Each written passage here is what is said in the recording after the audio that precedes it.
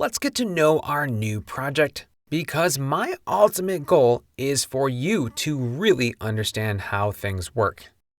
As I mentioned, there isn't a lot here yet, about 15 files, and there are really only 3 directories that we ever need to think or worry about. The first is public, and this is simple. It's the document root.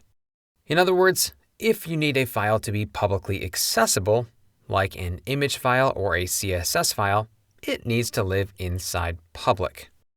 Right now, this holds exactly one file, index.php, which is called the front controller. Ooh, that's a fancy word that means that no matter what URL the user goes to, this is the script that's always executed first.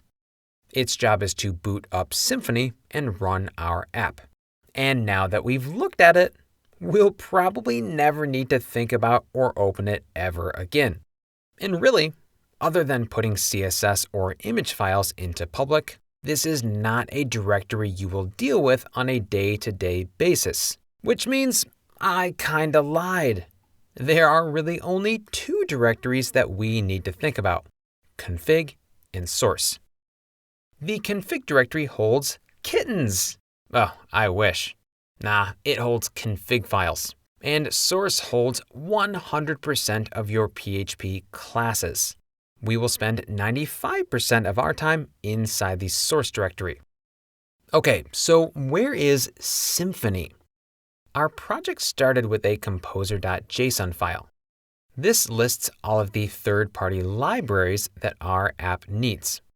The Symfony new command that we ran secretly used Composer, that's PHP's package manager, to install these libraries, which is really just a way of saying that Composer downloaded these libraries into the vendor directory.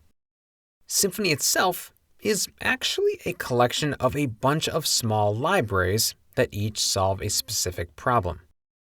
In the vendor Symfony directory, it looks like we already have about 25 of these. Technically, our app only requires these 6 packages, but some of those packages require other packages, and Composer is smart enough to download everything we need. Anyways, Symfony, or really a set of Symfony libraries, lives in the vendor directory, and our new app leverages that code to do its job. We're going to talk more about Composer and installing third-party packages later. But for the most part, vendor is yet another directory that we don't need to worry about. So what's left? Well, bin holds exactly one file, and will always hold just this one file. We'll talk about what bin console does a bit later. And the var directory holds cache and log files. Those files are important, but we will never need to look at or think about that stuff. Yep, we're going to live pretty much entirely inside of the config and source directories. Okay, one last piece of homework before we start coding. Feel free to use whatever code editor you want.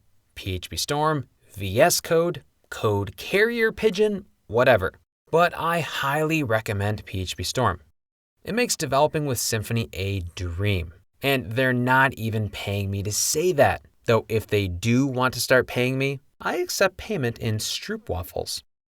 Part of what makes PHP Storm so great is a plugin that's designed specifically for Symfony. I'll go to my PHP Storm preferences, and inside, find Plugins, Marketplace, then search for Symfony. Here it is. This plugin is amazing, which you can see because it's been downloaded 5.4 million times. It adds tons of crazy auto-completion features that are specific to Symfony. If you don't have it already, get it installed. Once it is installed, go back to Settings and search up here for Symfony to find a new Symfony area. The one trick about this plugin is that you need to enable it for each project. So click that checkbox. Also, it's not too important, but change the web directory to public. Hit OK, and we are ready. Let's bring our app to life by creating our very first page next.